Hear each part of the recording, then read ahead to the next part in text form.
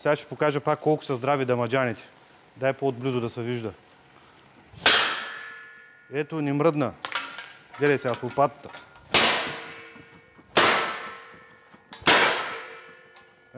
После иди разправи, че дамаджаните са слаби. Даже и набрадва ще издържи. Гледай. Снимаш ли? Абе, набрадва не издържа, ама чакай, с тъпото набрадвата. Снимай тук. На тъпото набрадвата издържа. Ние оцелих добре, иначе издържа. Дамаджани има всякакви. Снимай да видят какво представлява една чупена дамаджана, виж. Гледай. Поръчвайте дамаджани, защото ще ги изпотроша всичките и няма да има какво да купите. Хайде, заповядайте.